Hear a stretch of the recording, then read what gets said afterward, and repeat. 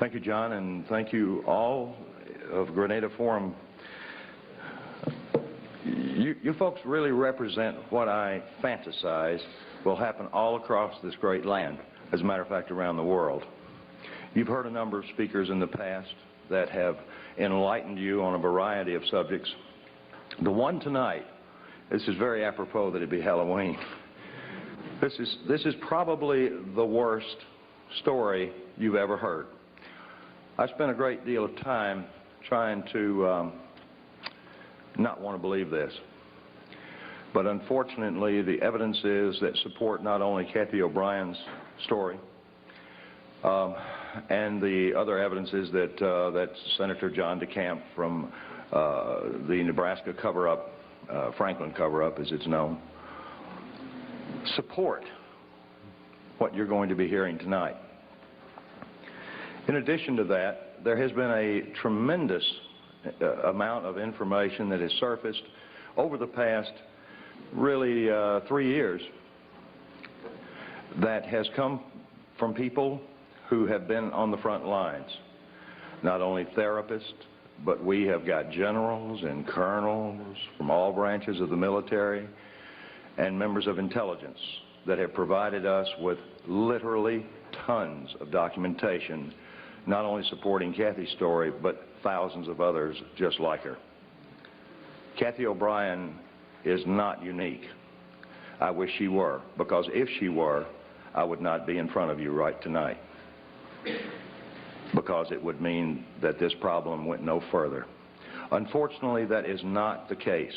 What has happened to Cathy O'Brien is happening all around the world, and it's happening in daycare centers, it's happening in homes, and not homes of Appalachian people who lack lack any education or any written language skills, who have been practicing incest for years.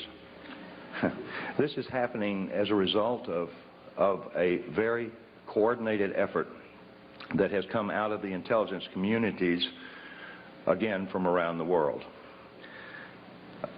My role in all of this is relatively simple, but nevertheless complex. I'm going to give you all a background tonight of about a few minutes of MK Ultra information, and I request that you all write some questions down for us. We cannot take verbals. We will take written questions. You don't have to sign them or put your name down there, and we'll attempt to answer as many as possible. Please make the questions relevant to the subject matter, because I can't, nor can Cathy, discuss what we may surmise are other victims, other than the ones that are the most obvious ones, like Timothy McVeigh. And again, it is not our experience. We have no proof. We only have Mr. McVeigh's admissions and some other information that would support it. But that's an example of our limits. We prefer to answer any and all questions individually, standing up in front of you, because there is no such thing as a bad question. We spent about 5.5 years on the lecture circuit with law enforcement and mental health. Now, that was done to protect us. It was also done to ferret out as much information as we could regarding other survivors, as well as ferreting out information through law enforcement, or I should say cooperative law enforcement, who were like you all. They're free thinkers, and they knew something was going on, but they didn't understand it. I will attempt to give you as much background on myself so that you'll have some understanding of how I was able to do what we've accomplished, Cathy and I. But our main concern, of course, remains the same focus, and that is to get this information out to the populace of this country and all the other countries that are affected, and we don't know many that aren't, and also to affect Cathy O'Brien's institutionalized daughter, Kelly, who, by the way, went into an institution when she was 8 years old, right after I rescued them, and she remains in that institution or a institutionalized setting to this day. I don't know how many of you all can imagine being a child and being raised in a mental institution. But I can assure you it is not a pretty sight, even though Kelly has not been mistreated as she had been prior to going into the institution. External control of the mind is not something new. It's thousands of years old. It's recorded in caves. It's recorded the exact formula for trauma-based mind control in the Egyptian Book of the Dead. Adolf Hitler was particularly interested in mind control, and he assigned his right-hand man, Heinrich Himmler, to do some research, particularly on the families of Northern European multi-generational, sexually abused, psychologically abused, physically abused children.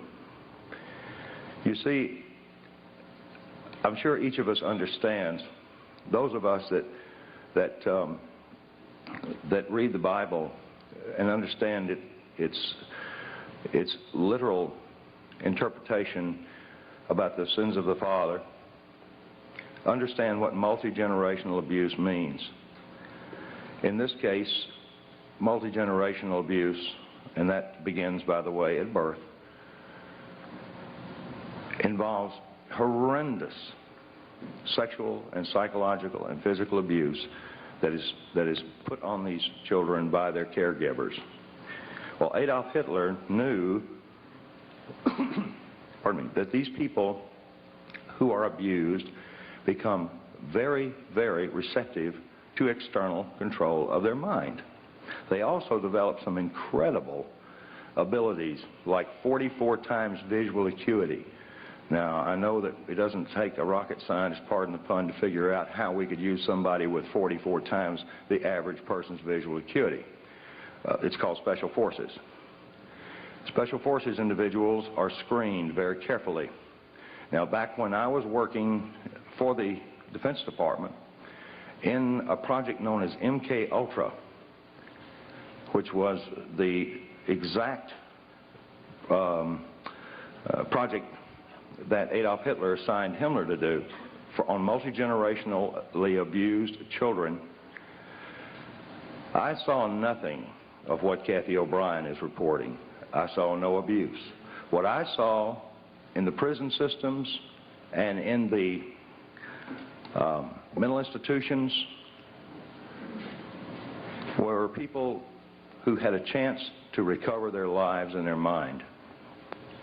I saw things that were very benevolent, and I really and truly believe the information that I was seeing would eventually reduce our prison and our mental institution populations dramatically, because I saw true rehabilitation occur without the use of trauma. Well, I was sworn to secrecy on the things that I witnessed, on the equipment that was developed, and I can assure you that in 1967, all the way up through 1973, when I was involved in this research as a Defense Department subcontractor, the equipment that I saw then was 25 to 30 years ahead of anything known on this planet in the private sector. I don't know if I was even seeing a portion of what was actually available. I don't know if what I was witnessing represented even a small percentage of what was actually occurring. But I was put into that job after months and months and months of psychological examinations because they knew I could keep a secret. I was given a Defense Department clearance. I knew about the Heinrich Himmler studies for Adolf Hitler, and I knew that Adolf Hitler wanted to develop some very serious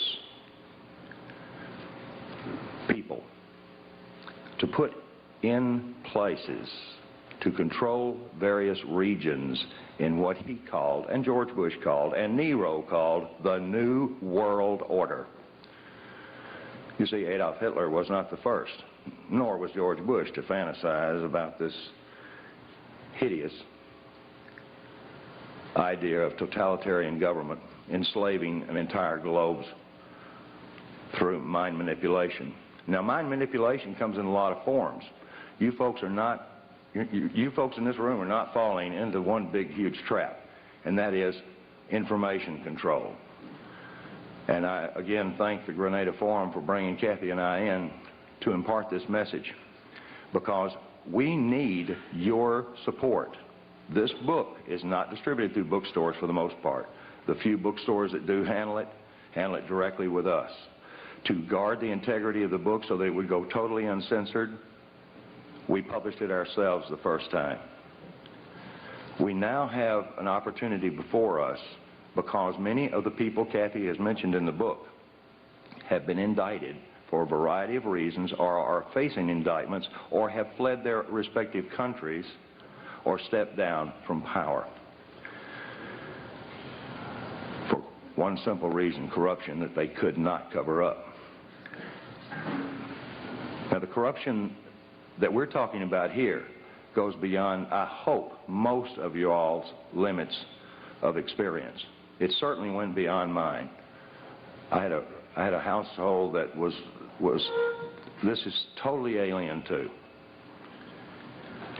But what Adolf Hitler began in his adamant research on, he had the largest number of human subjects from which to work and do his horror on. And it was even accepted by most of the people in his country that these prisoners of war were indeed to be subjected to anything that he chose that would better his country. Well, MK Ultra took on the same scientist, because in 1947, when the National Security Act was formed, there was a project that was developed called Project Paperclip. There was a few airlines at that time that were cranked up. Capital International Airlines was one of those airlines. I was vice president of Capital Airlines for a period of time. Capital International Airlines. This is very similar to the hat that they wore. By the way, you realize that if we could get these guys to all wear a hat, force them into a uniform, our problems are over. I told Kathy, I said, I don't know how to introduce this information. I said, do we come out here and say that we're the first and second oldest professions? All right, I want to see who laughed. Well, Kathy O'Brien certainly is a remarkable person, but I can assure you the prognosis for recovery of someone who has been horribly abused before age 5, before the brain is fully formed, the recovery I should say the level of recovery is very good. These people can lead normal, productive lives, even though they've experienced, in most cases, a lifetime of horrific abuse. That was the thing that surprised me the most. Now, there are a lot of survivors out there. There are a lot of survivors in various levels of recovery. Kathy is, again, the only one that we know of that is vocal, that has written a book, that's been validated, and we haven't been locked up. Now, I want everybody in this room to understand that neither Kathy or I are suicidal. And we just came back from Arkansas, and I want to tell you, Kathy and I were invited over there to spend 4 days with the investigators because they had found one chapter of her book they were actually able to validate. I said, well, give it to me in print. And they said, we can't do that. I said, well, okay. Can I use this recording? I was only joking. They patted me down before I went in. But no, these people are what I consider friends of yours and mine. Now, if there are any CIA operatives in this room, you don't have to hold up your hand. But I'll tell you where I'm staying, and I want you to come see me alone. Particularly if you're trying to disrupt what we're doing. Because this information that Adolf Hitler was developing, we developed through Project Paperclip. Project Paperclip was the importation of Nazi and fascist scientists into this country after World War II that saturated our universities, saturated our Fortune 500 corporations, saturated NASA. It built NASA. And it has infiltrated every aspect of society with its filth. Filth in child pornography, filth in blood rituals and hideous religious beliefs that involve human sacrifice, anything to traumatize the mind. Some of these, I'm approached by a number of avid researchers that say, well, this is Satan behind it. Well, I want to tell you, these are people behind it, because I worked for the airline that brought these folks in. I had no idea what I was involved in, but I was recruited by Capital International Airways for the purposes that I could keep my mouth shut, and I worked on a need-to-know basis. Most operatives do not know who they're working for. There are over 86,000 of them in this country. Now you divide that by 50 and see what you come up with. This place is crawling with Big Brother. The KGB never had that many functioning operatives in high levels as we do in this country. 1984, George Orwell's book, really was a grim prophecy that has come true. Most people are saying that we got to stop this New World Order from taking over. It's already here. We're in it. Now let's understand who the players are and some of their tools. Mind control, whether it be trauma-based mind control to develop a totally robotic human being, is one type. Fortunately, it requires a great deal of horrible trauma that somebody's got to put on to these people. And it requires something more than just pushing a button on a console. There is equipment available now that we cannot protect ourselves from. And the amazing part about this equipment is it's available to everyone in this room. I don't quite understand the philosophy about making pain field generators and another device called an MDD-1, which uses a dual-coil electromagnetic pulse system, which affects our cerebral cortex. It stops logical thought. You couldn't balance your checkbook if one of these things were turned on, nor could you think to turn it off. Any more than Cathy O'Brien could have thought to have walked away from her victimization. This is not the beaten wife syndrome. This has nothing to do with an economic situation. This has something to do with robotic mind control. There are tons and tons of documents. Transformation of America is a book. Our book, an autobiography, Cathy's autobiography. I wrote the first 4 or 5 chapters to give you a briefing. But what this book contains is her life, that which we can validate. When this book was printed, we had over 27,000 documents. 27,000 documents fit into 5 file cabinets. We now have over 3 tons of paperwork. General Russell Bowen recently, I won't say fled, he doesn't like that, I'm sure. General Russell Bowen, who was one of the originators, and he's set up Operation Watchtower, the CIA's drug op. By the way, how many of you believe that the Central Intelligence Agency is the world's largest drug dealer? Can I just see? Okay. So that makes our country the largest drug dealer on the face of the earth. And I resent this. I know now why the intelligence community did not want me for an officer. I know now why I was not privy to some of the stuff that I am now, unfortunately, very privy to. Because I think I'd have blown the whistle on them. There's a lot of whistleblowers out here now, and you folks are getting to hear them. You've been hearing them for years. This is one of the longest, oldest running groups that I'm aware of. I see a lot of familiar faces out there. And I see some people that, if they were in my position, would do exactly the same thing Kathy and I have had to do. I'm not into this. I was hired because I could keep secrets. This is against my programming. But I can assure you of this. It would be against God and everything that I am if I didn't get up here and talk and present Kathy O'Brien so that she can present her story.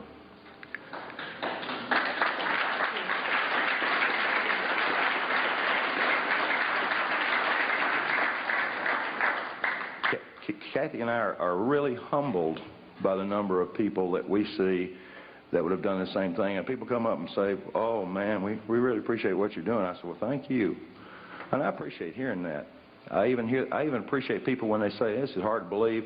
I'm going to look at this book and I'm going to look at these documents. I tell them, please, please, please do this. Look in the back of our book and you'll get a thumbnail sketch of some books that you can get that are written by doctors, intelligence officers, and a number of other concerned professionals who present the elements of what Kathy experienced. In 1977, the 95th U.S. Congress had met because and this is good news, because I wouldn't have 1 ounce of credibility up here as far as MK Ultra goes if this didn't come out, and I couldn't even tell you the code name. But in 1977, the 95th U.S. Congress met to address an issue that a Dr. Ewing Cameron, the founder of the American Psychiatric Association, the APA, the lobby group in Washington that controls what doctors do for our heads when we run into trouble. APA, psychiatry is the youngest of all the healing arts, and it is the most primitive of them all because, yes, and I'm sure there's psychiatrists, may be psychiatrists in this room. After that clapping, I'm sure they won't hold their hands up. But I know there are therapists in here. I've seen 2 already.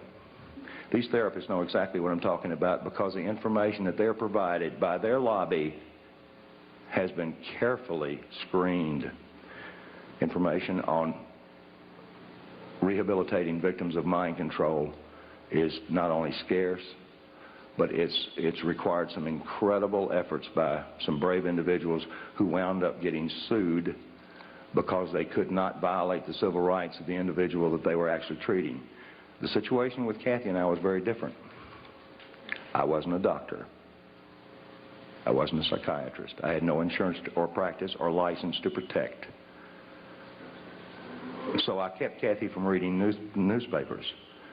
You see, when I rescued her on February the 8th, 1988, she didn't know her name, how old she was, or where she'd been.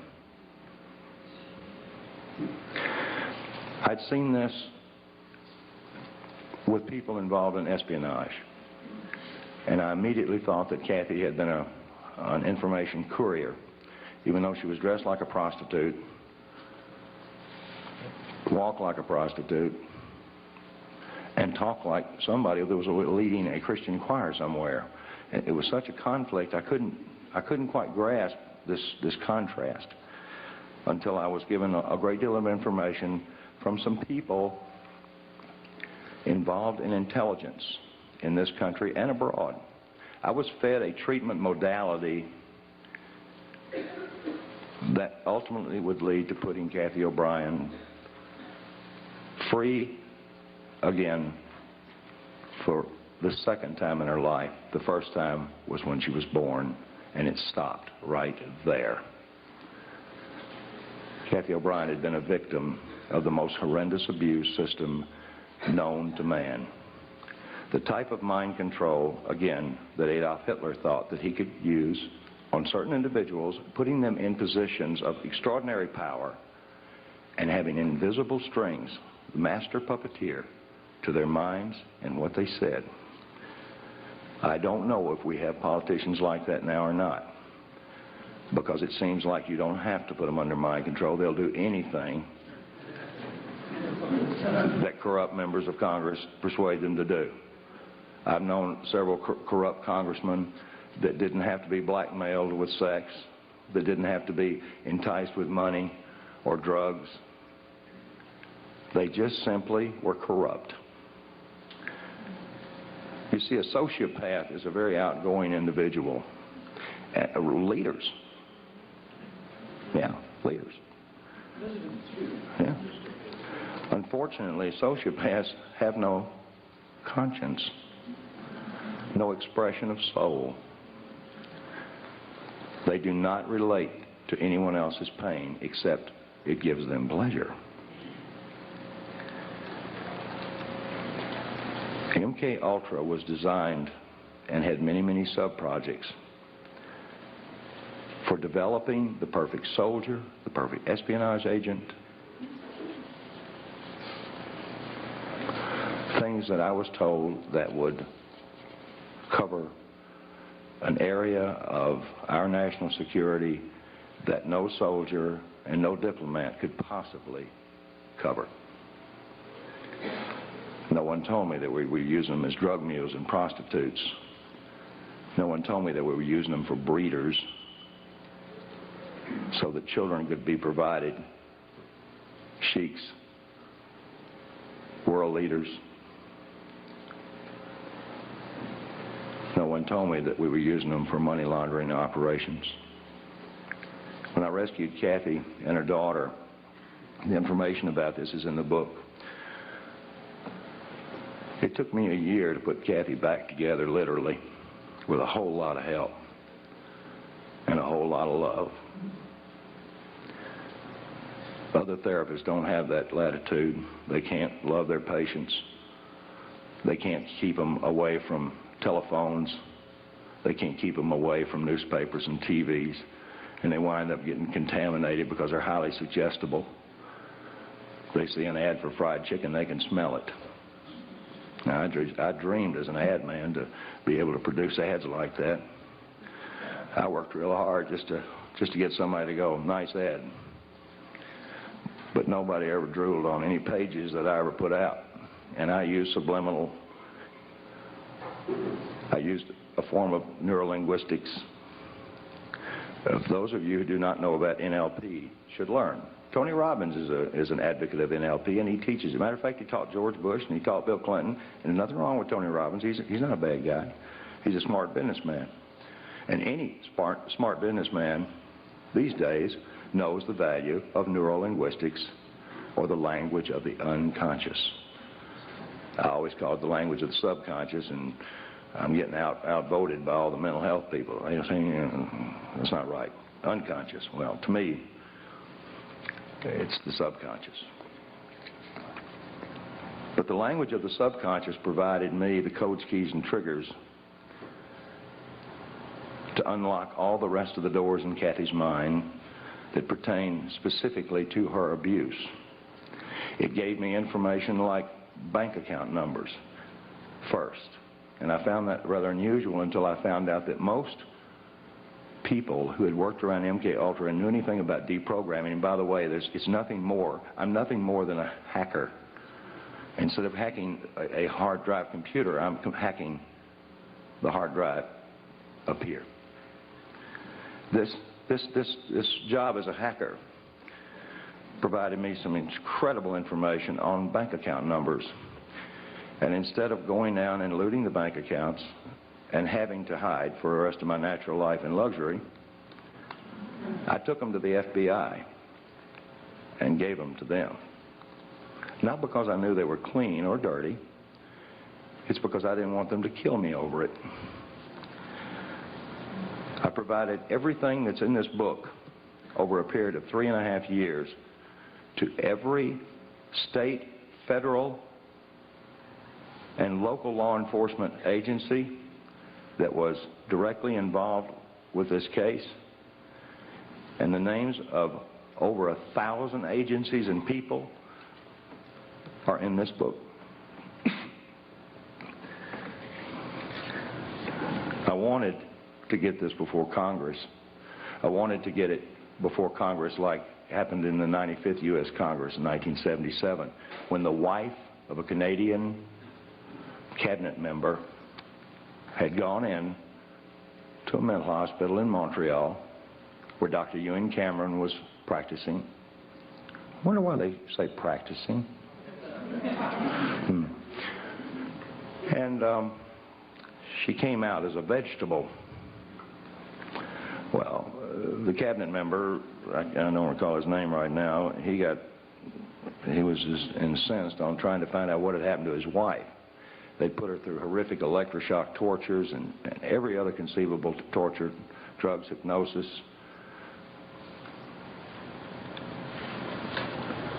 Unfortunately, many others were involved in Dr. Ewan Cameron, the founder of the APA's experiments.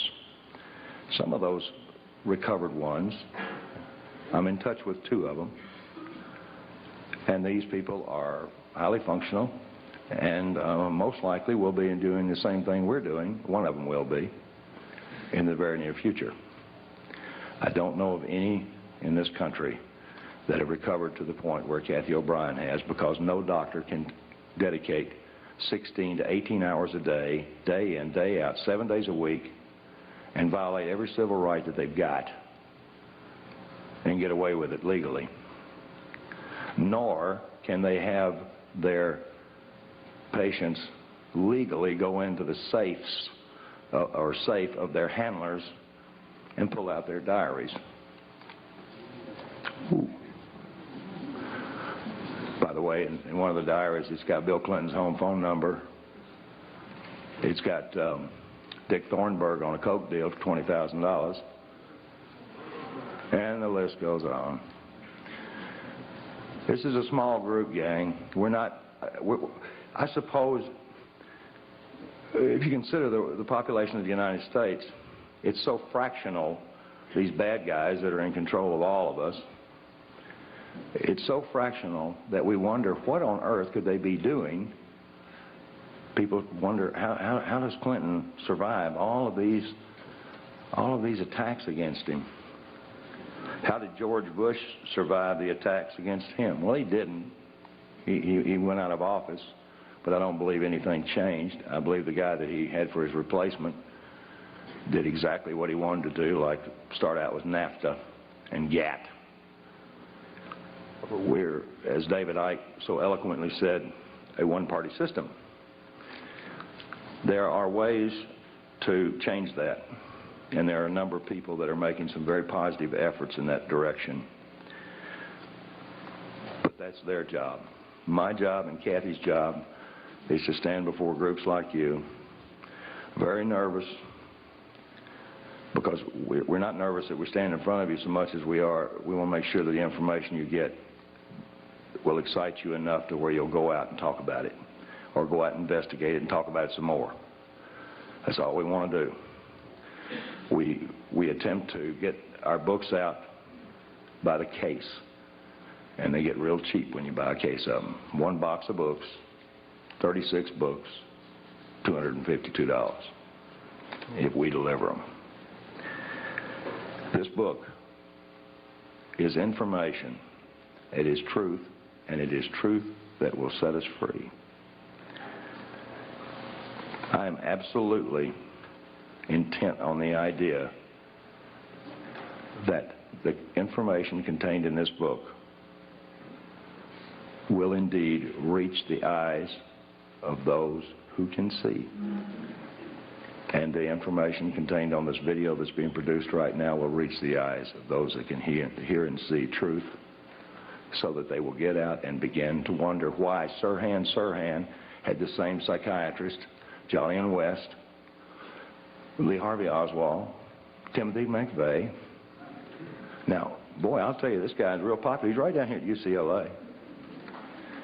He was also the first person to call me on my unlisted, unpublished, fake name telephone out in the boonies outside of Anchorage, Alaska, after I rescued Cathy and her daughter. And a woman by the name of Margaret Singer,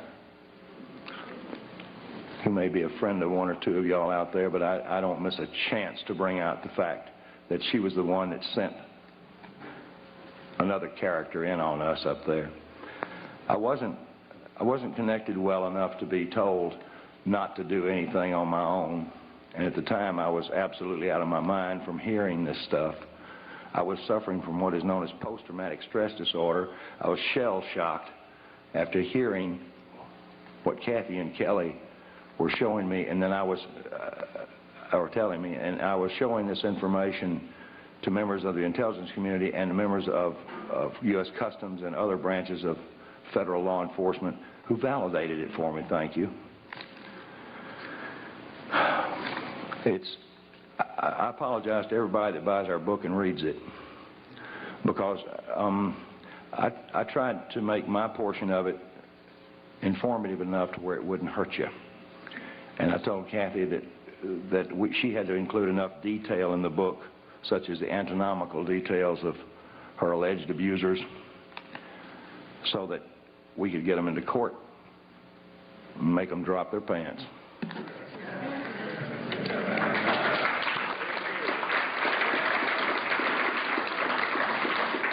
That kind of leads me into the presenter for the second oldest profession, or first oldest profession. I'm going to get that same reverse. Now, who was first? Well, I don't know. It's a long debate in the intelligence community whether prostitutes or spies came first and second. I don't know. Ladies first. Okay. That's a good one. At this point, I'd like to present Cathy O'Brien, the person who rescued my spirituality. I wasn't a bad guy, but I needed that extra push, and I'm mighty proud to have been with her for over 8 years now.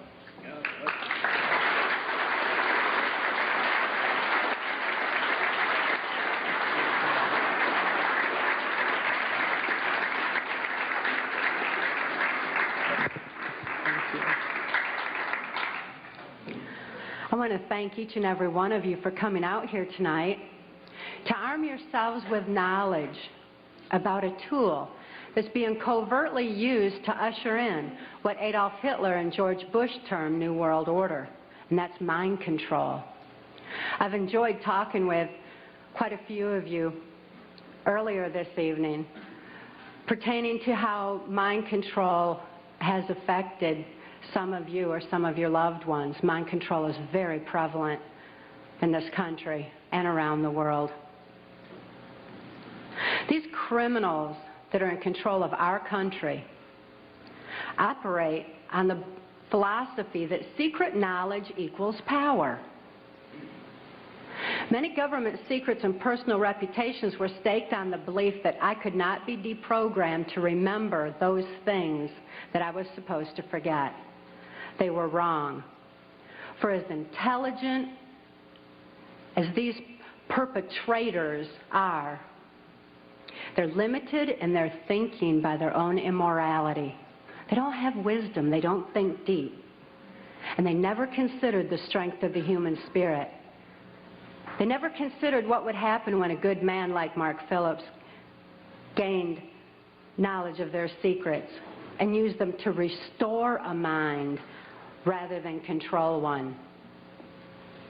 I know that I'm extremely fortunate to have survived my CIA, MK Ultra, White House, Pentagon level, trauma base, mind control victimization.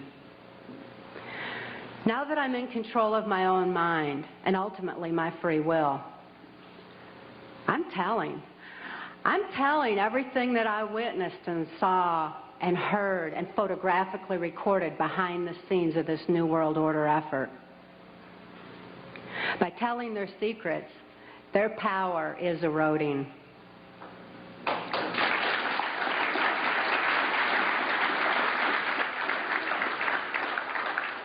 I also speak out to give voice to the many, many mind control victims and survivors out there who can't think to speak out and tell what they know and what they've endured.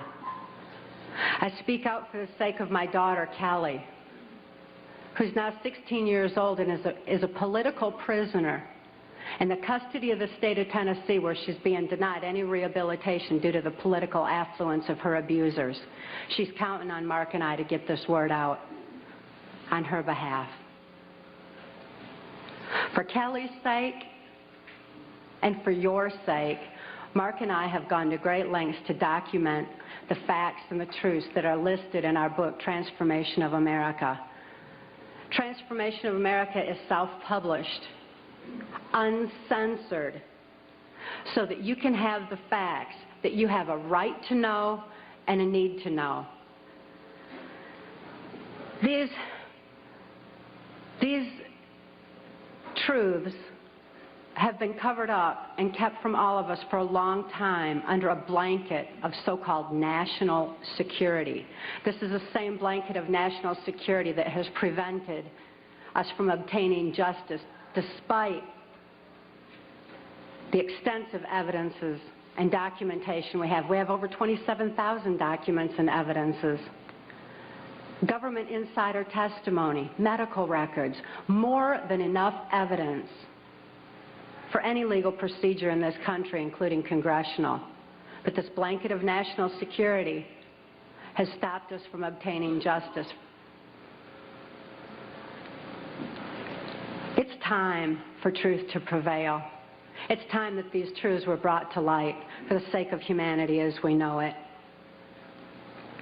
I'd like to begin by defining mind control by my experience.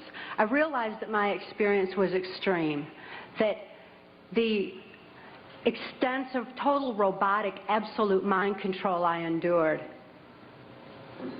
is more limited than the kind of mind control that's proliferating in society. Mind control has kind of a sliding scale where you've got the total robotic mind control on one side, and you've got mind control that's proliferating, such as in occultism in this country, or Global Education 2000, where children are losing their freedom of thought and their ability to critically analyze. There's so many different aspects of society that are affected by mind control in varying degrees. It's imperative that this information get out. And as I explained, my victimization, it certainly can be applied to all different facets of mind control and mind manipulation. And as Mark and I have heard so many, many times from people who have read the book and heard us speak out, that this is a thread that's tying things together. All of a sudden, this whole new world order is making sense. The erosion of constitutional values, the erosion of morality in this country, all of a sudden, it begins to make sense when we learn about mind control. I was born in 1957 in Muskegon, Michigan, to a multi-generational incest-based family. This means my father was sexually abused as a child, my mother was sexually abused as a child, and they were sexually abusing me. My father sexually abused me as far back as I can remember, and I've often heard him state that he began substituting his penis for my mother's nipple while I was still an infant. I tell you this so that you can understand that my sexuality was confused in infancy. It was put into an area of my brain that's much like survival, like eating and drinking would be. I tell you these facts so that you can be better armed and understand what's happening in society. And name names. Mark and I name names in our book, Transformation of America, not so that I can say, well, I was in the White House with so-and-so. I mean, I missed the whole glamour part. But this is so you know who the problem is and where these problems lie. The sexual abuse that I was enduring was so horrific that I developed dissociative identity disorder. This used to be termed multiple personality disorder, and I'm so glad they've changed it to dissociative identity disorder because it really more aptly describes the compartmentalization that occurs when a person endures trauma that is literally too horrible to comprehend. Even though I couldn't understand that what my father was doing was morally wrong, the pain and the suffocation of his abuse was so extensive that I developed dissociative identity disorder. It certainly was incomprehensible. There was no place for it in my mind to deal with such horror. Therefore, I developed a compartment in my brain, a little area behind amnesic barriers that was actually the neuron pathway shutting down in my brain in order to compartmentalize the memory of the abuse so that the rest of my mind could function normally as though nothing had happened. So if I'd see my father at the dinner table, I didn't remember sexual abuse. But as soon as he unzipped his pants, the part of me, that part in my brain that knew how to deal with that horrific abuse, the neuron pathways actually physically opened up so that that part of my mind could deal with my father again and again and again as needed. I certainly had a lot of experiences within that compartment that dealt with my father's abuse. But I didn't have a full range of perceptions. I had a very limited perception, a very limited view. Therefore, I'm so glad it's not termed personality anymore. I developed another compartment in my brain to deal with my mother's abuse. Her abuse was primarily psychological. She suffered from dissociative identity disorder herself, and I don't hold her accountable for her actions the way that I do my father, who is fully aware of what he was doing. My mother, in spite of her inability to control herself, destroyed any remnants of self-esteem that I might have developed. And her abuse was so horrific that I developed another compartment in my brain just to deal with my mother. I developed another compartment to deal with the child pornography that my father was subjecting me to. He was earning his living as a worm digger on a 6th grade education and supplemented the family income with child pornography that was being distributed through the local Michigan mafia pornography ring. At that time, there's a criminal faction of our government that was interested in targeting children such as myself for mind control, because this compartmentalization of memory was something that they deemed ideal for keeping government secrets. After all, if I couldn't think to remember, how could I tell about it? Additionally, people who suffer from dissociative identity disorder develop a photographic memory behind those amnesic barriers, because the brain has a defense mechanism that when trauma occurs, it photographically records events surrounding trauma. And an example of this would be that many of you who are old enough to remember, when John F. Kennedy was assassinated, most people know exactly where they were and what they were doing, because this was an event that traumatized the nation. And this exemplifies how the mind photographically records events surrounding trauma. So behind these amnesic barriers, I had a photographic memory, which the government deemed ideal for programming. That way I could deliver messages to and from government leaders, or in my case, also drug lords, who were involved in funding the black budget and funding the New World Order controls. They're interested in programming me so that I would deliver the messages verbatim. When I delivered messages, I delivered exactly what I was told, using the voice inflections of my abusers, with no conscious comprehension of what I was even saying. It was just a tape recorder just parroting out exactly what I'd been told. Another aspect that the government was interested in is that as a dissociative identity disordered person, I had no concept of time, because I was going from compartment to compartment of my brain with no memory of what had happened before. Therefore, I had no ability to even keep track of time, and a concept of it was just absolutely impossible. And it also makes for, if I didn't know what I was doing earlier, I wouldn't know to be tired while I was overdoing something else. Therefore, a person who suffered from dissociative identity disorder had extensive physical endurance, just superhuman strength and ability to keep going and going and going and going. Dissociative identity disorder persons also develop 44 times visual acuity. Very often that's why you see them wide-eyed with the whites around their eyes, because they're actually taking in more of their surroundings than the average person. 44 times more detail than the average person sees.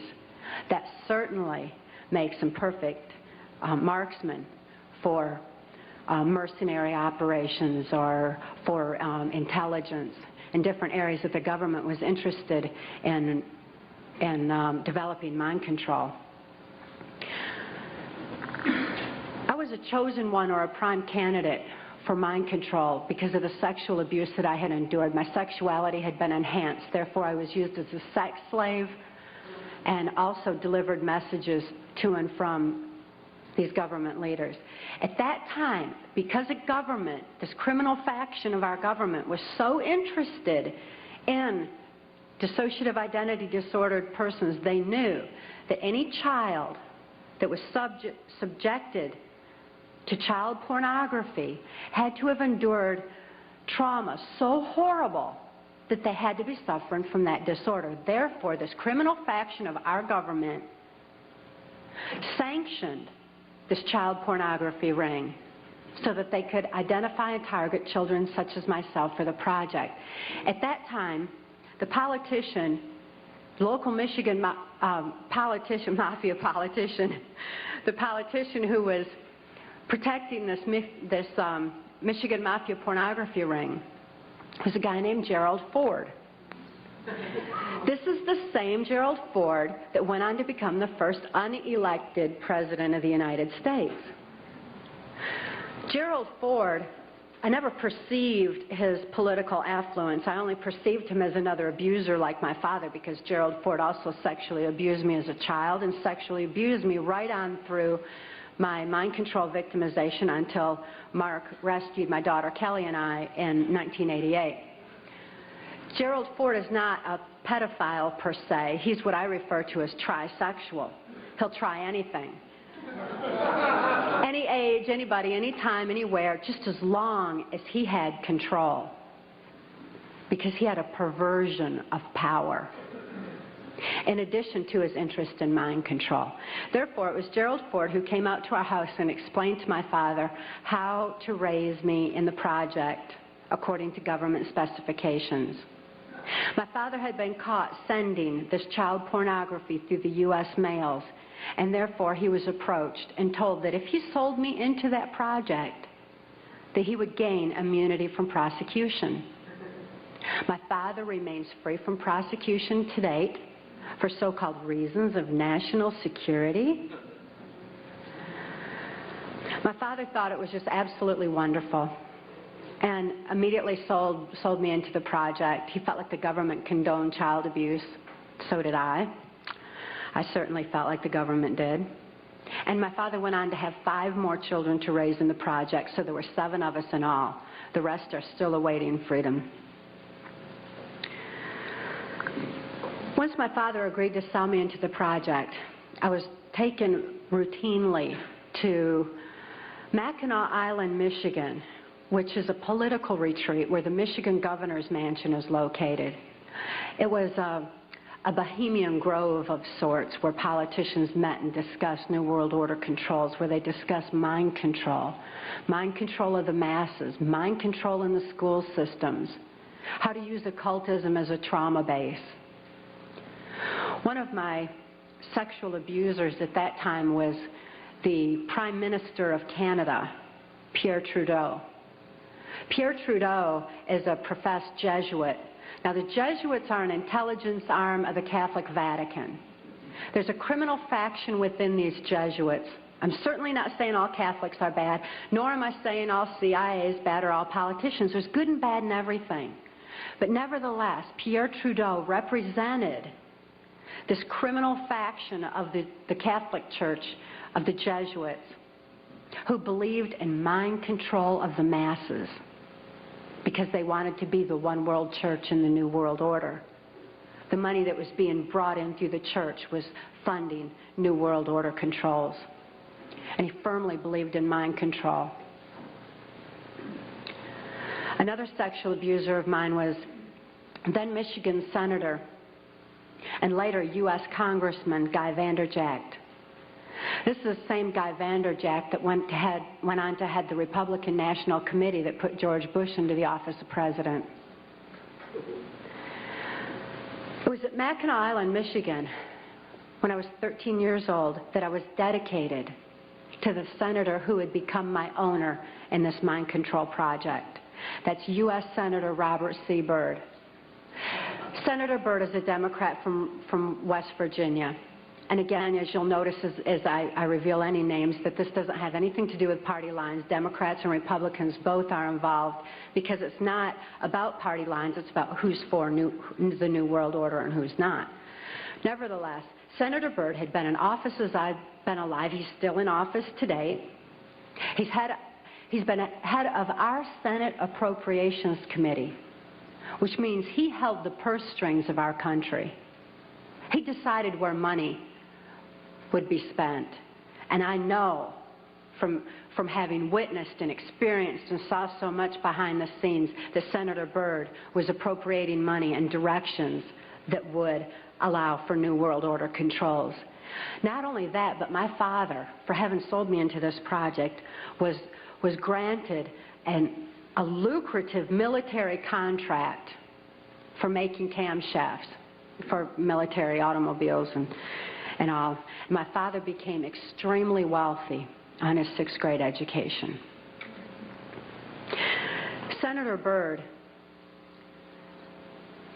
as my owner, would decide where I should go, when, what operations I would be forced to carry out during the Reagan-Bush administration, what places I should be taken specifically for mind control programming. Senator Byrd directed all of my activities. Also around that time, I'd made my first communion in Muskegon's St. Francis de Sales Church. Having made my first communion, I also endured an extra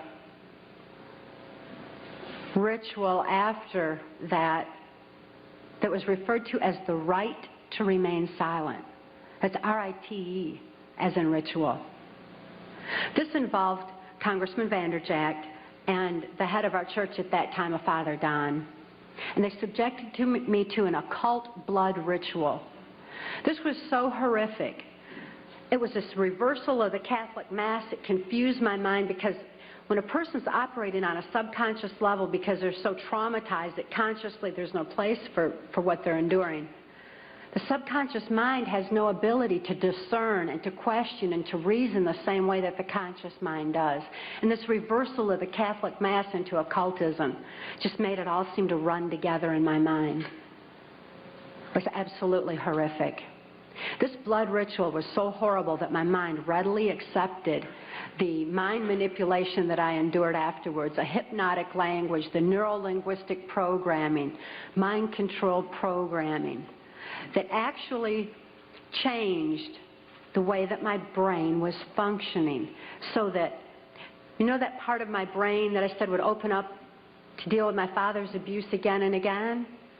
They changed that so that they decided when, where, and how that particular compartment of my brain would be opened and accessed.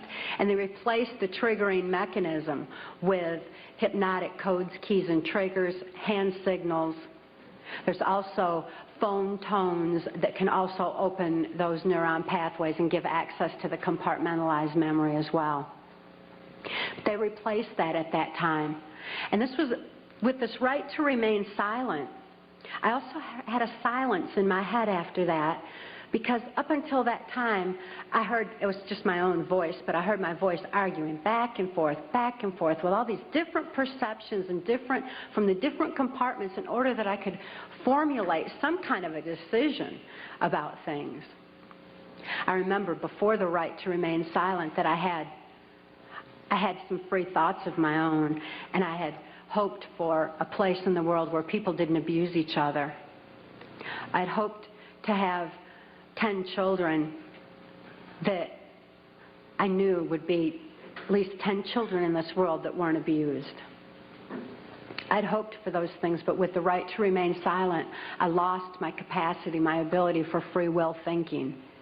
I lost my ability to even hope anymore. I lost all free will entirely. This right to remain silent silenced this argument that always went on in my head, and instead, all I ever heard from that point on was the voices of my abusers directing me, telling me exactly what it was I was supposed to do. I could only robotically follow those instructions and carry them out.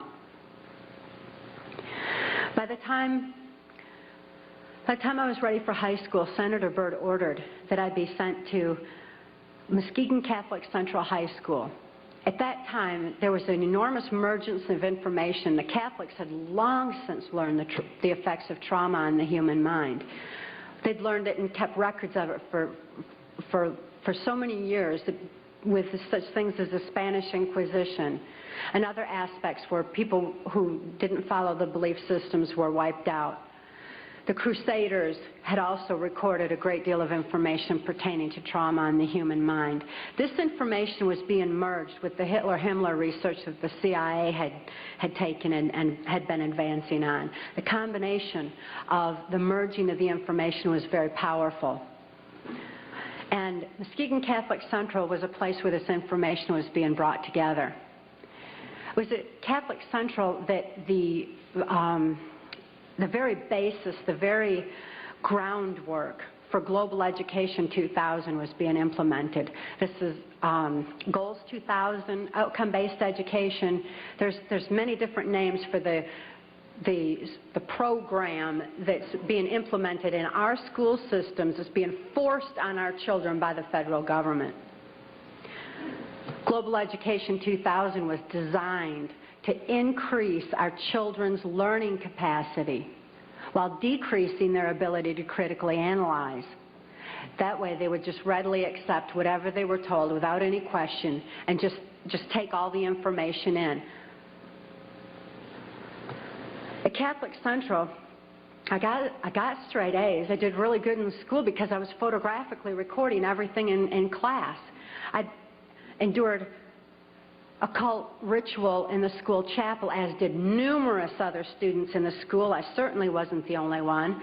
As a matter of fact, by that time, I really thought the whole world was involved in this kind of abuse. By then, my whole environment was saturated with it. This occultism, this trauma, created the photographic recording of all that I learned in school. Of course, I had no ability to critically analyze it or to creatively use it in any way, but the information was sure in there. It was while I was at Catholic Central that Gerald Ford went into the office of president. I had been conditioned by that time to believe that I had no place to run and no place to hide. This is a phrase that's used to lock in mind control victims of varying levels. There's no place to run, no place to hide. We're watching you. I certainly felt like I had no place to run and no place to hide. Who would I turn to? I couldn't turn to my parents. I couldn't turn to my church. Couldn't turn to my school. Couldn't turn to the local politicians. And now I couldn't even turn to the President of the United States. I truly felt locked in, which is exactly what they wanted for total control of my mind.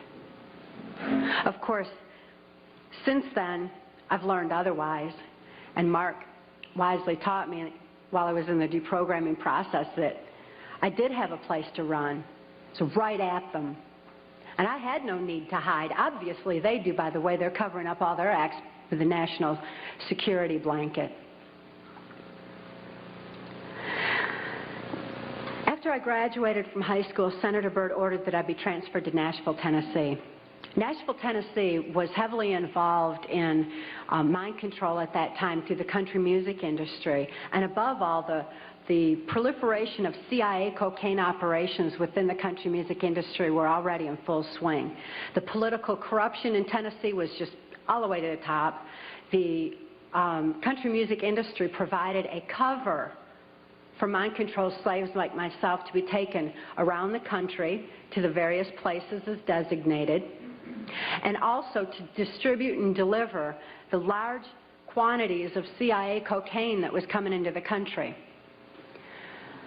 It was my experience that the CIA's so-called war on drugs is no more than the CIA eliminating their competition as they take over the drug industry worldwide.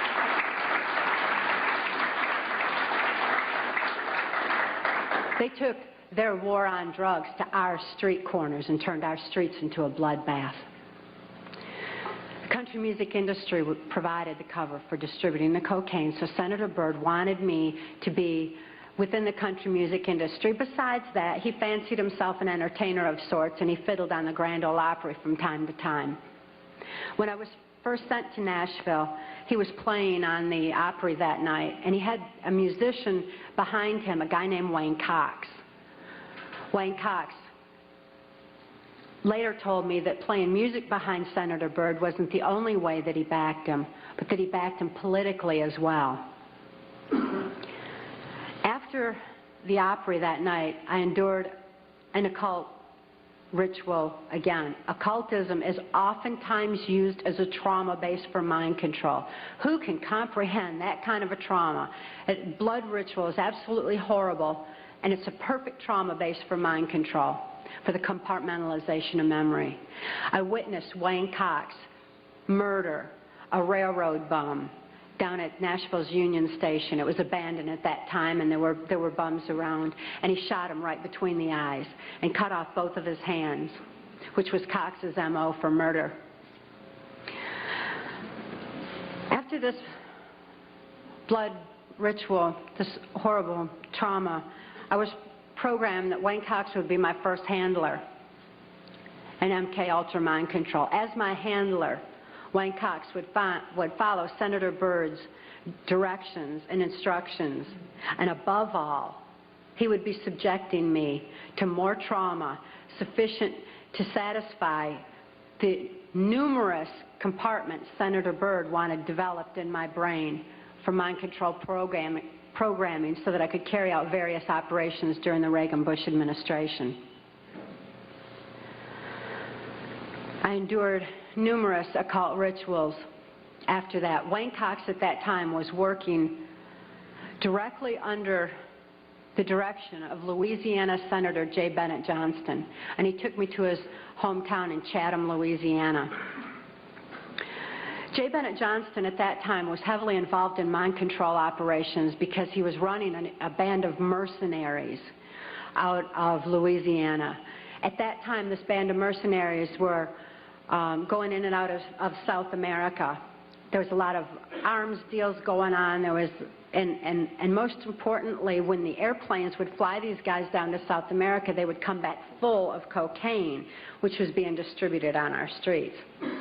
Wayne Cox was triggering these mercenaries into operation by showing them a severed hand from another one of his victims, which re-traumatized them into the occult ritual that they had already endured and accessed a specific compartment of their brain. And he told them that J. Bennett Johnston wanted them to give him a hand and carry out a certain operation. He would then give the instructions and the guys would follow him through. So J. Bennett Johnston was heavily involved.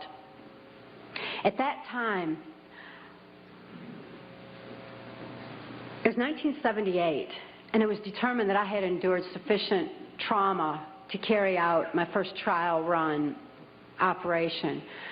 An enormous quantity of cocaine had been flown in on one of these operations, and I was to deliver it into the neighboring state of Arkansas. By that time, Bill Clinton's drug operation was in full swing. He was governor of Arkansas, and I delivered this cocaine to a remote airport in Ouachita Forest, which I've since identified as Mena Airport. I also delivered a little packet of information and a small quantity of cocaine, a personal stash from J. Bennett Johnston, to Bill Clinton. I delivered it to Bill Clinton, and he cut out 2 lines of the coke, and he did inhale.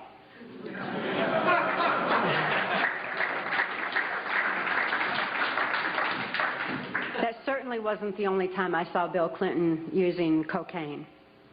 My sexual experience with Bill Clinton was extremely limited, in spite of the fact that I was a sex slave.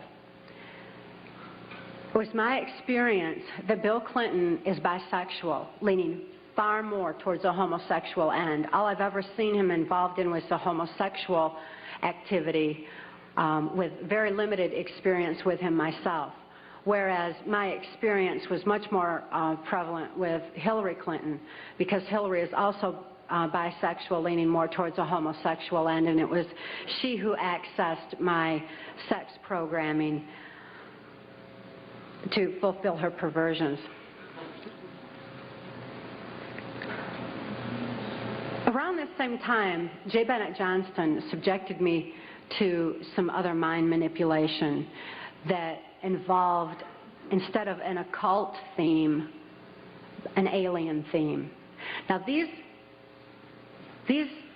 guys who are manipulating my mind and programming me for mind control purposes claimed, and these criminals in control of our country as well, claimed to be gods, demons, and aliens, in order that I feel totally helpless, in order that I felt like they were beyond my realm to affect.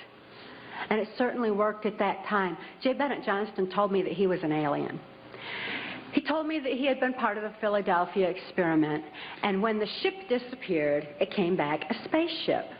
This is in keeping with kind of an air-water mirror theme that NASA uses quite frequently, a reversal, because, again, the subconscious mind doesn't have any reasoning capacity. J. Bennett Johnston then showed me, through his office at General Dynamics, a then top-secret stealth. Here was this triangular stealth that wasn't in any of the school books, wasn't being talked about anywhere, wasn't out in the newspapers or anything else. It was being withheld. It was still a top-secret weapon system. But I saw this triangular stealth. It looked like a spaceship to me.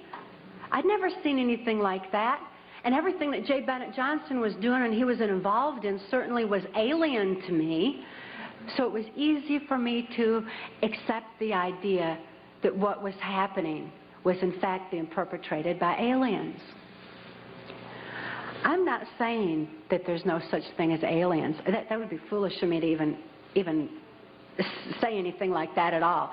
But what I am saying is that it was my experience that these were people claiming to be aliens.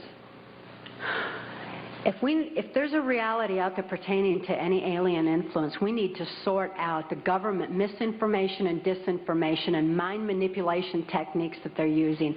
I know for a fact that the plan is to make all of us feel totally helpless, that what's happening is beyond our realm to affect because we've been taken over by aliens, that our Independence Day is dawning.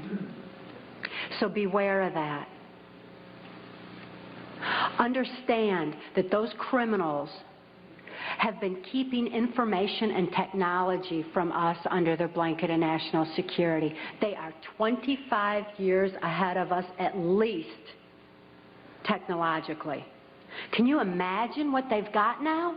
25 years ahead? What's happened that you're aware of in the last 25 years? Microwave ovens, we've got computerization, and they've had access to all of that to continue their own advancements.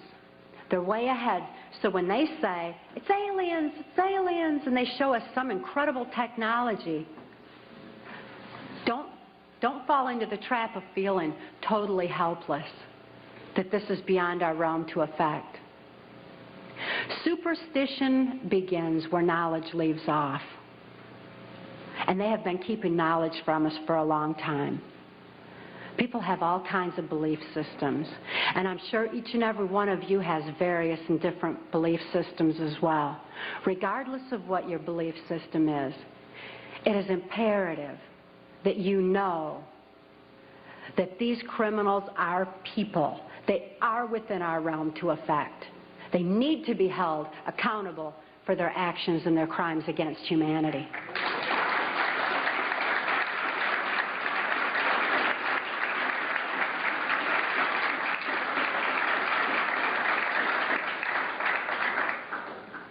It was 1980 and my daughter Kelly was born. She was born directly into the MK Ultra Mind Control Project on a much higher level, a more sophisticated technological level than I was subjected to. In addition to trauma, she was subjected to harmonic mind control programming on NASA installations literally since birth, before her brain even had a chance to form.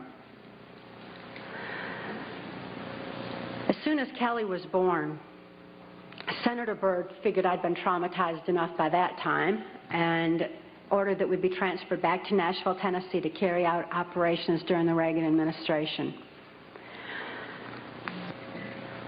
By being within the country music industry, we had a second handler. His name was Alex Houston. Alex Houston is a ventriloquist, stage hypnotist in the country music industry. Above all, he carries out criminal covert CIA operations that fund the black budget, and this certainly included bringing in large quantities of cocaine and distributing them through the United States, Canada. He was working at that time and provided a cover for me to be taken throughout the United States, Canada, Mexico, and the Caribbean for these criminal covert operations. As my handler, he took me to various military and NASA installations for mind control programming for specific operations that I was forced to participate in. These operations that I won't have time to get into tonight are detailed in our book, Transformation of America. And they involve such leaders as the President of Mexico at that time, De La Madrid, and Vice President Salinas. It was my experience that in 1984, there's a CIA trauma base, near-death trauma center that's located in Lampe, Missouri.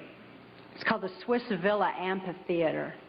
And they'd bring certain involved country music acts in to bring large quantities of cocaine or bring the cocaine out for distribution, because Lampe, Missouri is just across the Arkansas line and is very much a part of Bill Clinton's cocaine operation. And it was in full swing at that time. It's also interesting to note that this Lampe, Missouri operation is where the country music industry was more conveniently relocated, you know, right there in Branson, so that it would be closer to Clinton's cocaine operations. Lampe, Missouri was a place where I heard George Bush and Bill Clinton talking. Where, from the point of view I had, they certainly were friends, and they didn't recognize any party lines between them. That's something for the, you know, a smoke and mirrors illusion for the public. It's not something they adhere to, because they had exactly the same agenda, and that was for bringing in this New World Order. I heard George Bush talking at that time. He was talking to Bill Clinton, and I've since photographically recorded it and wrote it verbatim in our book, that when the American people became disillusioned with Republicans leading them into the New World Order, that Bill Clinton, as a Democrat, was going to be put into the office of president. This was decided in 1984. Actually, I'd heard about it even prior to that, but that, as of 1984, they were already discussing it as an absolute fact. It was also discussed in the groundwork for NAFTA that by the time George Bush went into the office of president, that Salinas was going to become president of Mexico, and they together would be bringing in the NAFTA, which was the beginning of New World Order controls. I was forced to participate in the criminal groundwork for NAFTA, the opening of the Juarez-Mexican border to the free trade of drugs, free trade of our nation's children. It's absolutely appalling, the criminal roots of NAFTA. Again, this is detailed in the book. But it's interesting to note that these political moves had already been decided way back when. And as I deprogrammed, and as I was, it was really something to me to find out people didn't know about this stuff. I mean, it was so obvious to me. I didn't realize that people were unaware and had bought into some kind of smoke and mirrors illusions of what was going on, and never thought to look behind the scenes to what was really going on. But I understand good people don't think that way. They don't have criminal minds. They don't think to look for that kind of criminal activity. Just like these guys are limited in their thinking by immorality, good people are kind of blinded from that kind of criminal activity until their eyes are open to truth. But this criminal activity that was going on at that time. The people that were involved were following directions from George Bush. I don't purport to know it all. I don't purport to know that George Bush is at the very top of all this, but he is as high up as I knew. It was my experience that Ronald Reagan answered to George Bush, not robotically, not under mind control, but willingly, because George Bush was respected for what he knew about bringing in the New World Order. Consider his past. George Bush first began with the United Nations. Then he went on to head our CIA. Then he ran our country through 3 administrations that I'm aware of, the Reagan administration, his administration, and the Clinton administration, because Reagan and Clinton both answered to him. Mexican President de la Madrid answered to him and knew that Salinas was to be coming into power, and Salinas had more influence in Mexico at that time than de la Madrid, that, as far as my experience was concerned. Also, Saudi Arabian King Fahd followed orders from George Bush, as did the Prime Minister of Canada, Brian Mulroney. In 1983, I heard Ronald Reagan and Brian Mulroney discussing the New World Order. Senator Byrd had acted in the capacity of a pimp and prostituted me to Reagan, and I was present at this White House cocktail party. Now, Ronald Reagan certainly provided a wonderful smoke and mirrors illusion for all of us. For those of you who don't want to believe that he's involved in this, he told you he's an actor. And he did a real good job of it for a long time. That was his role. That's what he was supposed to do. Nevertheless, I heard Ronald Reagan telling Brian Mulroney that he believed the only way to world peace was through mind control of the masses. I know from experience there's no peace of mind under mind control. And I wonder at a world peace where people don't have peace of mind. Mind control, the ramifications of mind control are far-reaching, because I also know that under mind control there's no free thought. Without free thought, there's no free will. Without God-given free will, there's no soul expression. What kind of a world peace can we have without any free will or any soul expression, without any spirituality? Mind control needs to be exposed in order that people maintain their freedom of thought, in order that people maintain their free will and have that spiritual expression, because of spirituality, when people have soul and spirituality, they're going to be acting in a capacity of love anyway. That is where world peace is, not in mind control.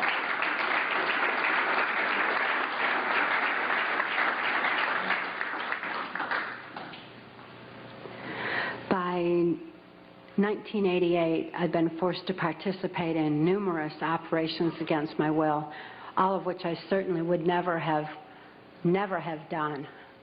I guess if I had had any part of me that was willing to do anything like that, mind control would not have been necessary.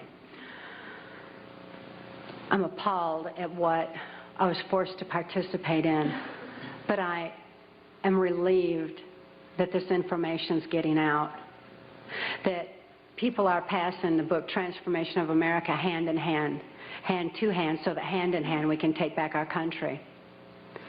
This information is information that you have a right to know and a need to know, and their controlled medias are not going to suppress truth. Truth prevails.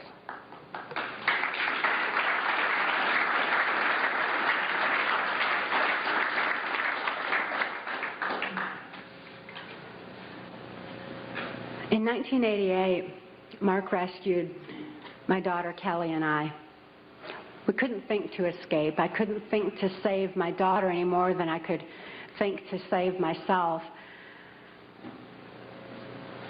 And all those childhood hopes and dreams were certainly hadn't come to fruition. When Mark rescued Kelly and I, we didn't have any ability to even hope for good people. We didn't know they even existed. We didn't have a capacity to trust anyone. It wasn't within our realm of experience. I couldn't think to reason that Mark was a good guy. But I'd seen him with his animals. And even though I didn't have any ability to consciously reason, and Kelly didn't have any ability to consciously reason things out or to think things out, we had this extra sense developed. We sensed things very strongly. After all, when you consider that we use, 10% of our brain, we'd been like blasted into other parts of our brain, and these parts of our brain were real perceptive on what's considered, I suppose, psychic levels by some definition.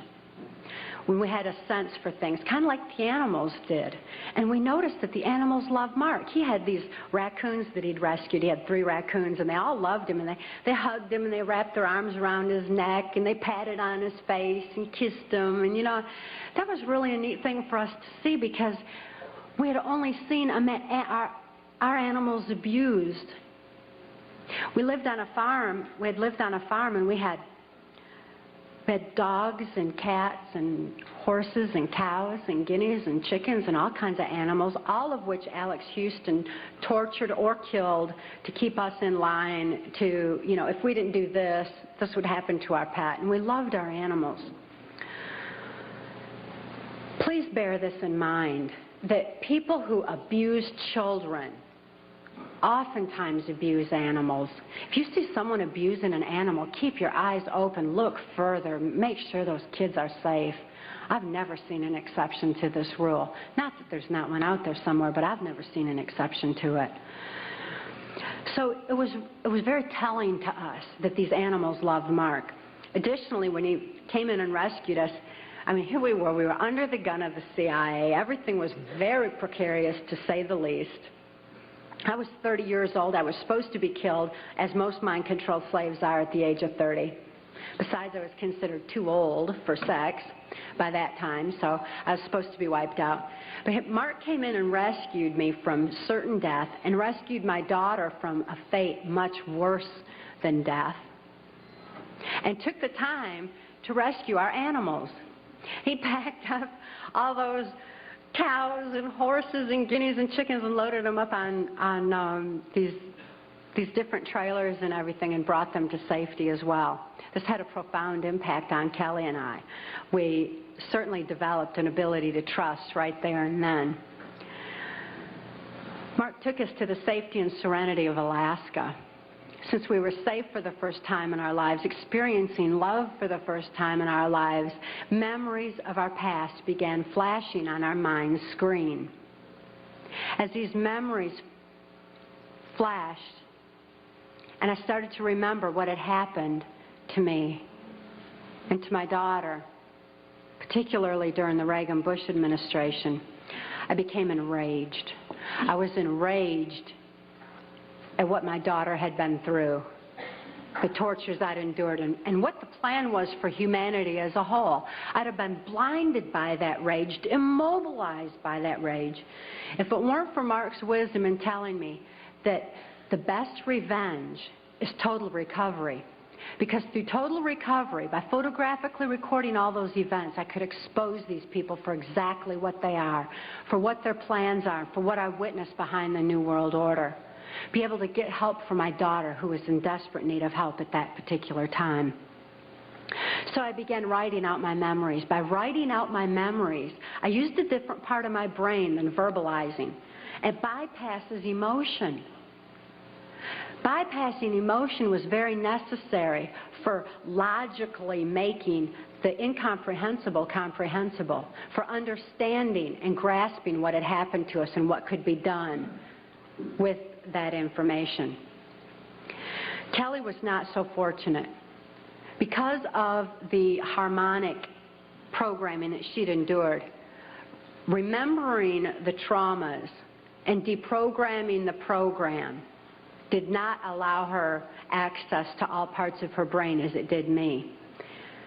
She still needed some technological equipment to help her recover. She needed to actually have those neuron pathways vibrated back open with harmonic equipment. Therefore, she went into Humana Hospital in Anchorage, Alaska, in an intensive care unit. She suffered horribly at that time and responded only to some psychological intervention and not to any conventional medications. Kelly was actually suffering respiratory failure because mind control has advanced to the point where they know the ins and outs of the brain and the mind so well that they know how to program not only the subconscious but to go into the primitive mind, the very area of our mind where blinking, breathing, and circulatory, heartbeat, all that is regulated. And they could go in there and put death programs in place. In my daughter's case, it was respiratory failure, so that in the event that she ever had cause to remember, which they never expected could happen, but in espionage, that can happen. We've heard of that, where the brainwashed, where they have the memory accessed. So they wouldn't have to take the old cyanide pill anymore like they used to, like spies used to. Instead, they would just simply go into respiratory failure, circulatory failure, and no information would be released at all. There was no chance of the information getting out that way. Since my daughter was being raised was genetically and mind controlled, being brought up to be in espionage, she had that program in place and it went into effect. Because of the medical attention that she needed, she became quickly thrust into the illegal and immoral custody of the state of Tennessee, where she remains today. The violations of laws and rights that proliferated in her so-called legal case were extensive. We had one clean district attorney that went in and told the judge that he was violating constitutional rights and human rights in my daughter's case, and cited law after law after law, and the judge interrupted him and said, but laws do not apply in this case for reasons of national security. This certainly raises a question. What does national security have to do with a documented, validated, and proven rape and molestation of a child's mind and body?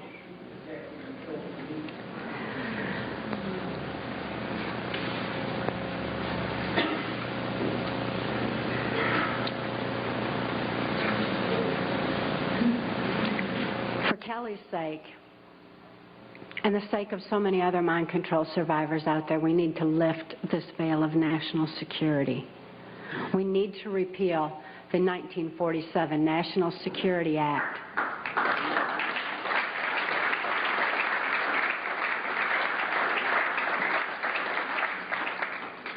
This is a national security that's threatening the security of our nation when it covers up such crimes against humanity as mind control, when it covers up the CIA's so-called war on drugs, when it covers up the selling out of our country to New World Order controls.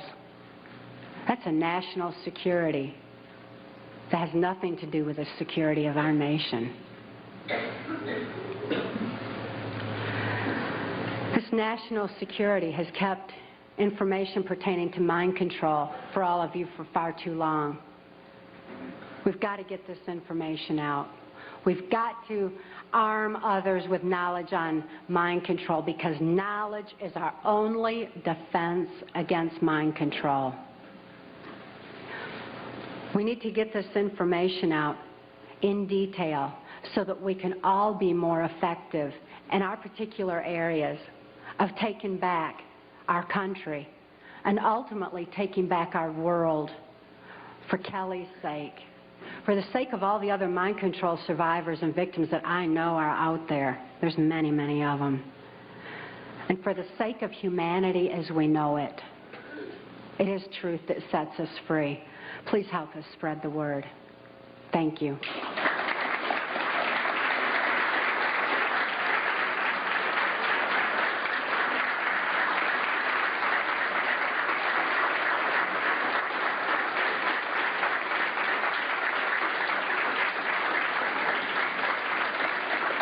Thank you all.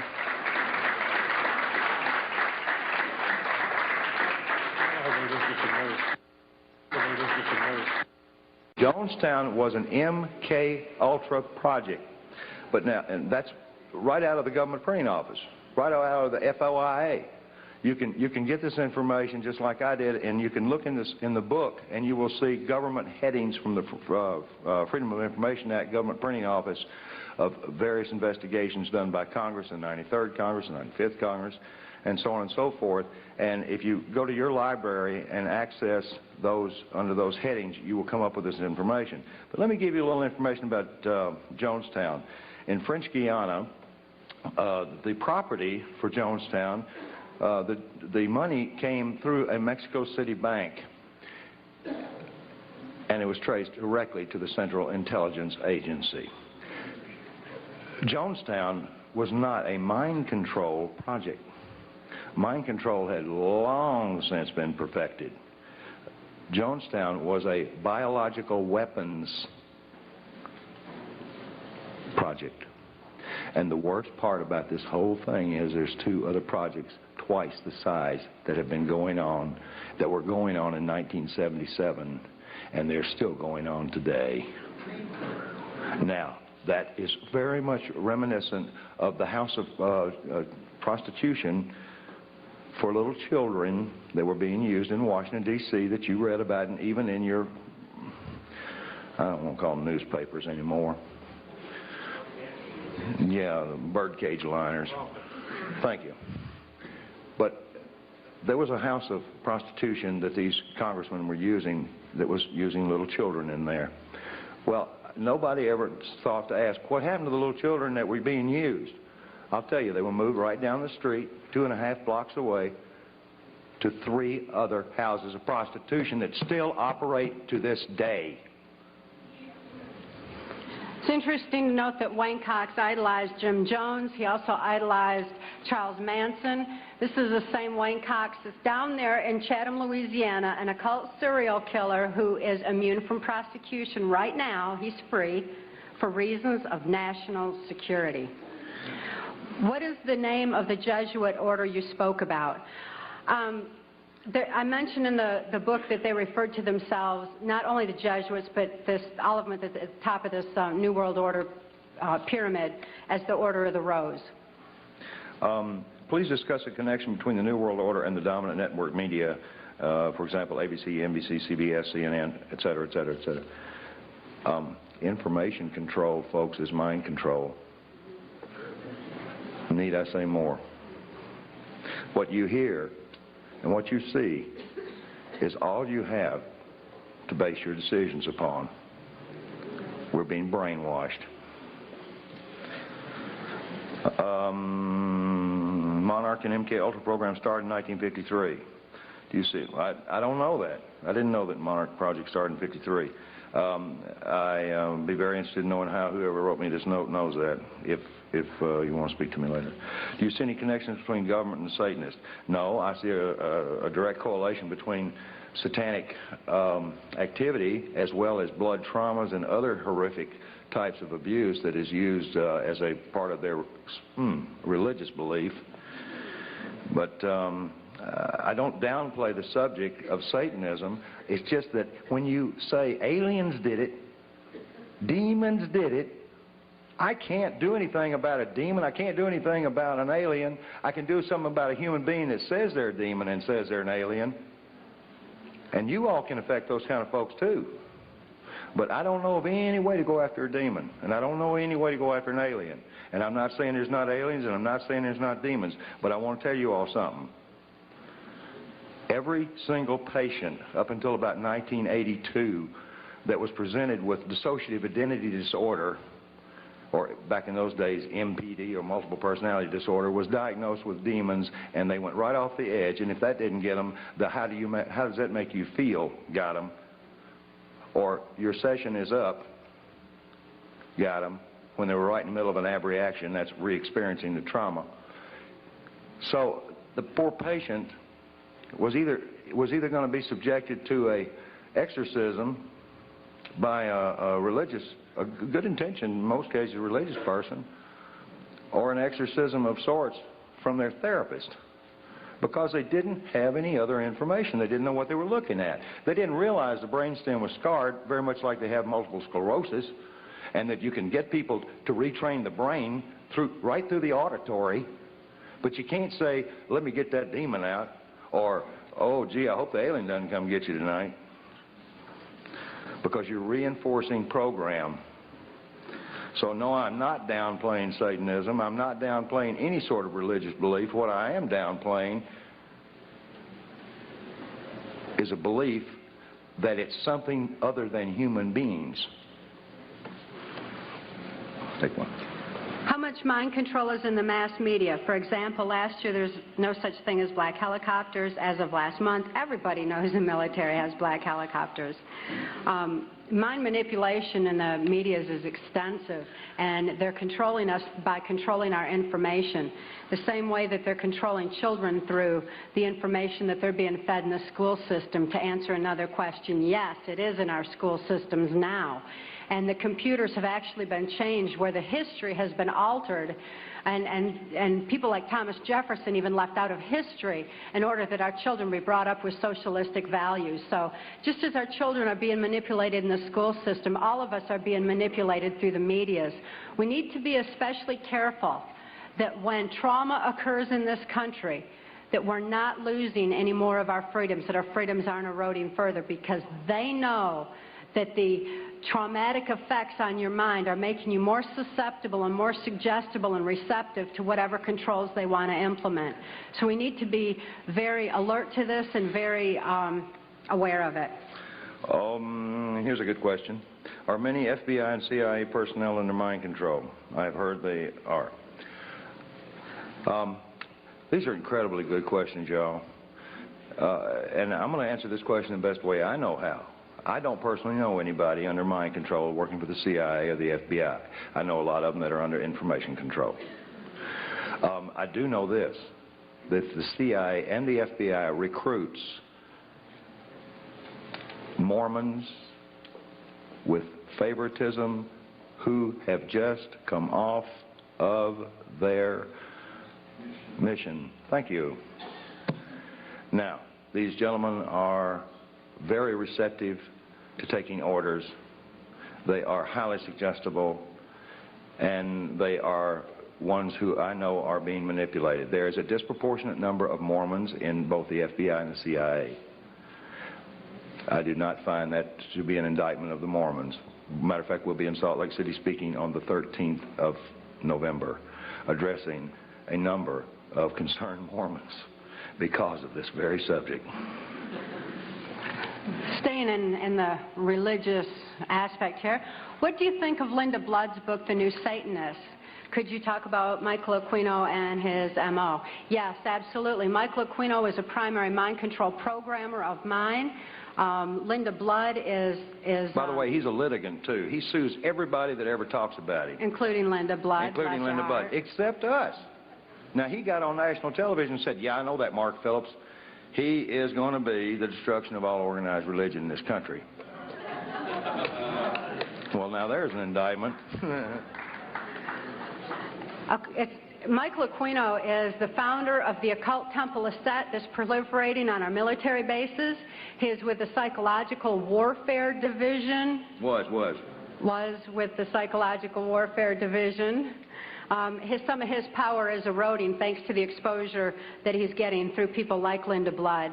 And it was my experience with Michael Aquino that he does not believe in the power of Satan. He does not believe in spirituality at all. That's not a part of what he does. What he does believe in is the power of trauma on the human mind and the compartmentalization of memory through high-voltage stun guns. How does mind control work? Whoever asked me that question, I hope they bought a book. Why aren't people able to see beyond mind control once they're controlled? Then it wouldn't be mind control. It'd be foot control or hand control or finger control or eye control. There's no conscious thought. There's no conscious awareness under mind control. You cannot think to get out of it.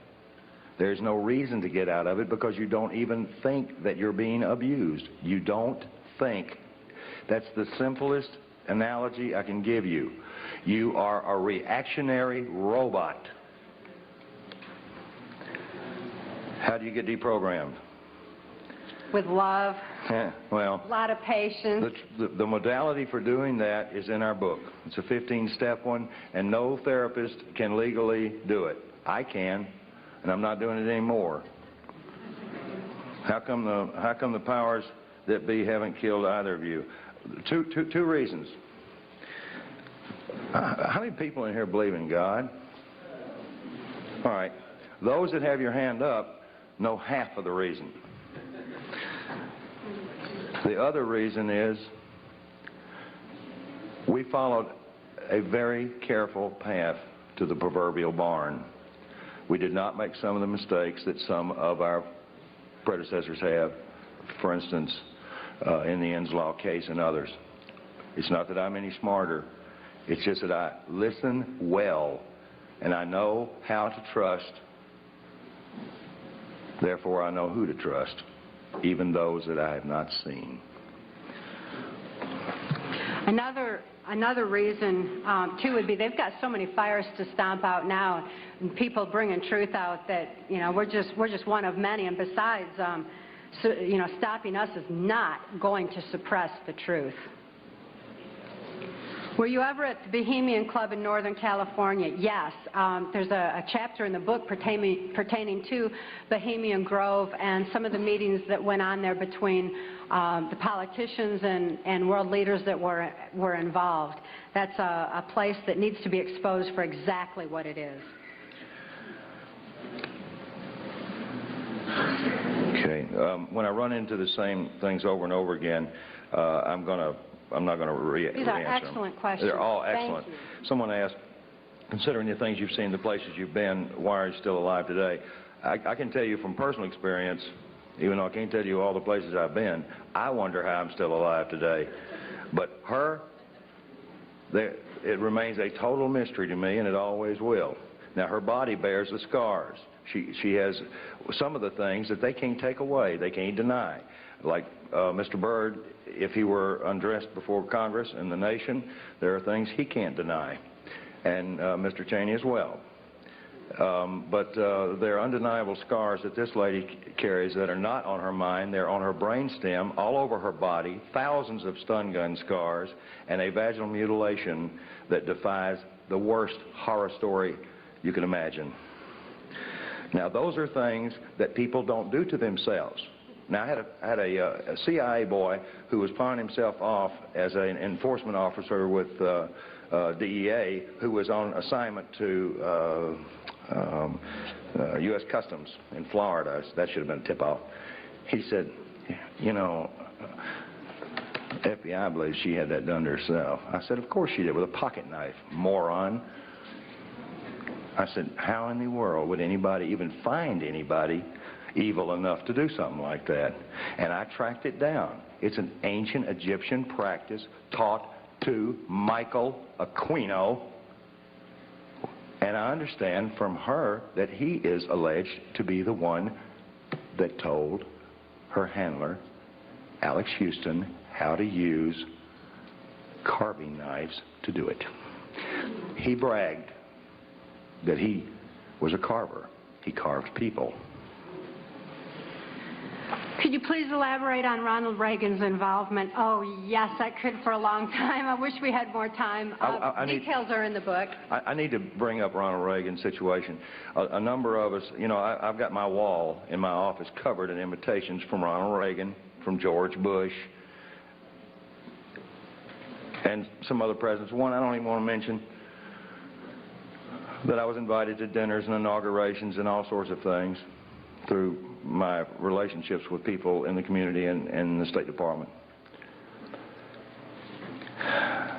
When I heard this information, I wasn't shocked about Ronald Reagan, because when I was with Ampex Corporation in the early 70s, Ronald Reagan was governor of California, and he was in big trouble because he had encouraged a MK Ultra mind control experiment to be instituted in the Vacaville prison here in California. And it made the congressional record. And Ronald Reagan is the governor that was the only governor of any state in the United States that got caught instituting trauma-based, chemical-based frontal lobotomy and so on and so on and so on and so on mind control in our prison systems. And now it is rampant. As a matter of fact, this is the one subject you can get more information out of Congress on than any of the rest of them. Is there any link between the homosexual prostitution ring found operating out of Barney Frank's a few years ago and your topic tonight? I can't say that I'm an authority on this, but I talked to a bunch of psychologists and psychiatrists, one of which was privy to some medical documentation on one of the children that came out of that, and the answer is 100% yes, it's connected.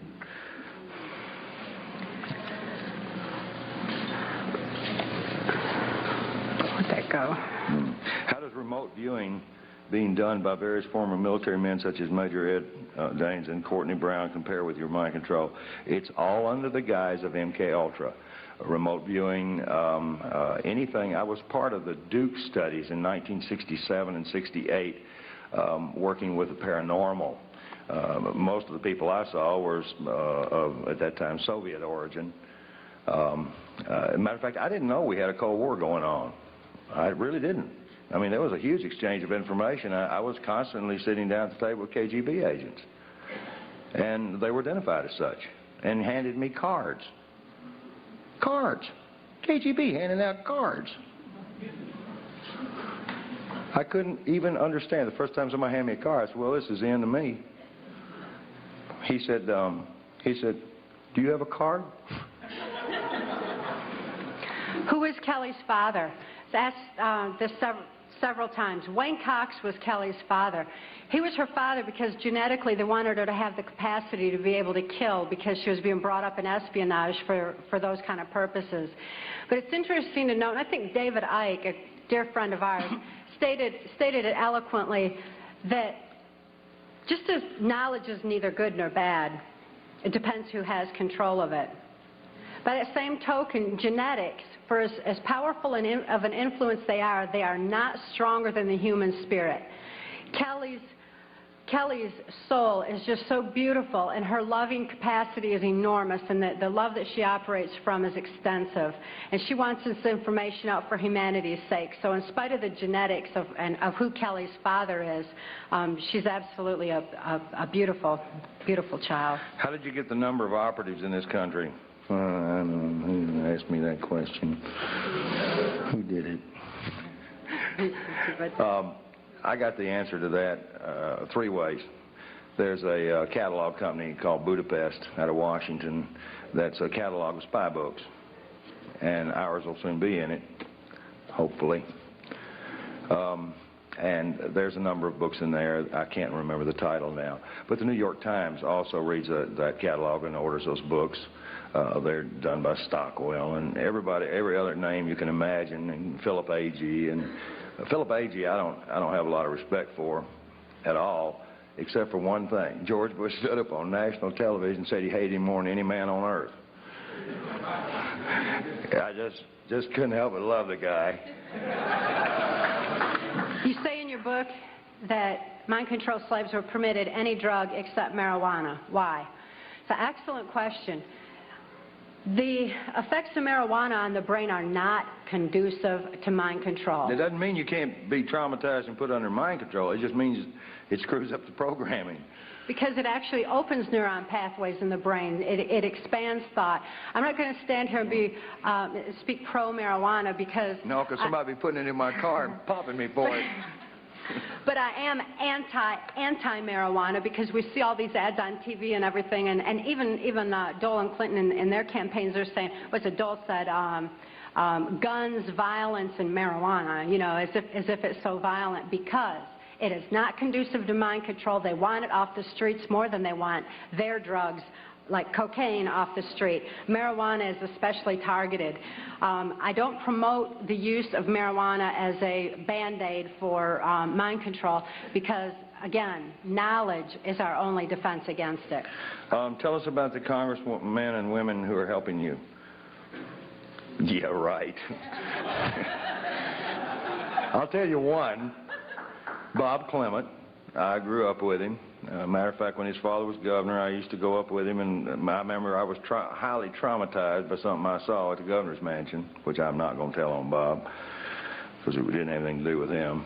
But there are we've got a number of clean congressmen and congresswomen that are helping us from behind the scenes. That's part of that 50% equation that we're still here. The information that we released to every member in Congress at the same time, and I had 4 congressmen, one in particular, hand-carrying every one of these packets to the respective congresswoman or congressman. That took a lot of effort on their behalf and a lot of nerve, since at that time I did not have all that information validated, but they had received information from members of the Justice Department and from U.S. Customs that Cathy O'Brien was a valid case, and that they were able to validate more than half of what was in that packet. George Bush was handed a packet, and George Bush, he's nasty with me. He said I threatened his life, which is farther saying the truth, because the congressman that delivered it happened to have been a lawyer, as most of them are, unfortunately. And he had read the stuff, and they were trying every way on earth to indict me for everything you can imagine. But the bottom line was, this particular congressman said that he'd wear a sandwich sign before the news media if that was going to be the case. So the FBI and the Justice Department just humiliated me, made me come in and get my fingerprints. I said, you guys got my fingerprints more times than a criminal. I said, I work for the community. I work for the Defense Department. I said, well, I don't get it. You just need a fresh picture? Why don't you see my mother? Pay special attention to those members of Congress who believe that you have a right to information. There's an ongoing effort right now to repeal the 1947 National Security Act because they know that you need this information.